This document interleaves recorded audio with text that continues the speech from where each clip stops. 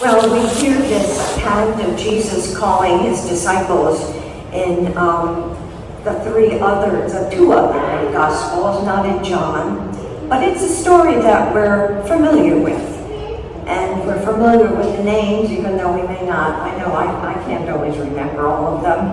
But what struck me in preparation for this was that this particular passage starts, and so does Mark's, with Jesus departed to the mountain to pray.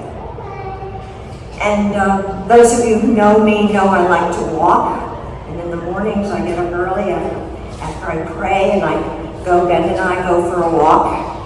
And we have local trails in our neighborhood. And it's a wonderful time for me to just be in God's presence.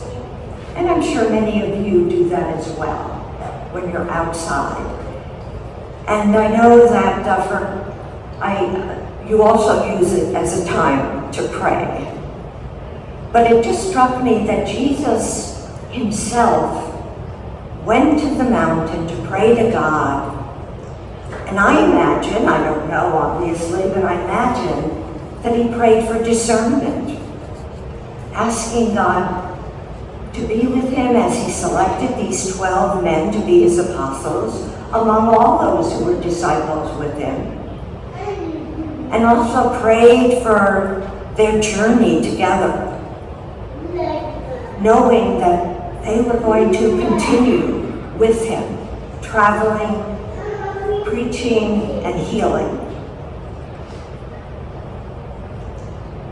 And so I think about that in our own lives, how we too have been called to be disciples. And I give thanks to God for the gift of medicine that we have today that the people in Jesus' time didn't have. I really think that's a gift from God. That he has called people to work in the ministry of medicine for healing. But God also calls us to be his disciples, to heal in so many different ways.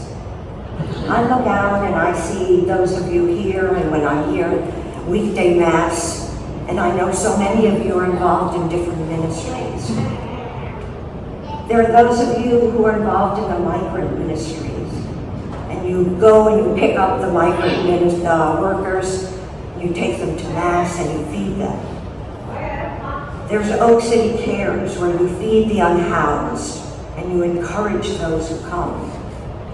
The Pen Pal Ministry, where you write and visit prisoners who are there, who know that the rest of their lives are spent in that place.